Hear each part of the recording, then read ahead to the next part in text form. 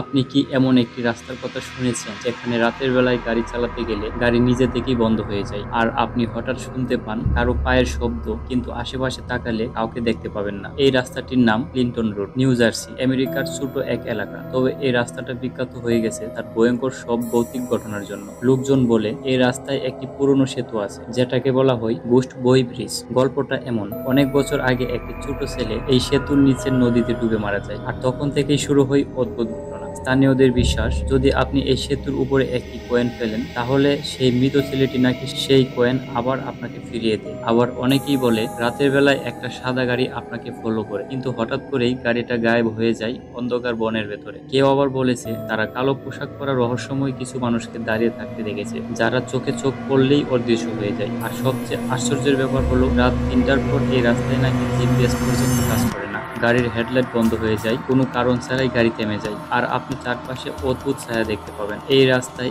এত ভয়ঙ্কর গল্প ছড়িয়ে আছে যে রাত হলে এখান থেকে কেউ যেতে চায় না। পুলিশ পর্যন্ত রাতে এই এলাকায় টহল দেয় না। অনেক ইউটিউবার আর ভূতের গল্পের অনুরাগীরা এই রাস্তায় গিয়ে ভিডিও তৈরি করে, লাইভ করে, ভয়ঙ্কর সব অভিজ্ঞতা শেয়ার করে, আর সেই ভিডিওগুলো হয় ভাইরাল। তাহলে বলুন তো, আপনি কি একা এই রাস্তায় গাড়ি চালাতে সাহস করবেন? যদি করেন তাহলে একটি কয়েন নিয়ে যান, দেখা যাক সেই ছোট্ট ছেলেটা আপনাকে কয়েনটা ফেরত দেয় কিনা।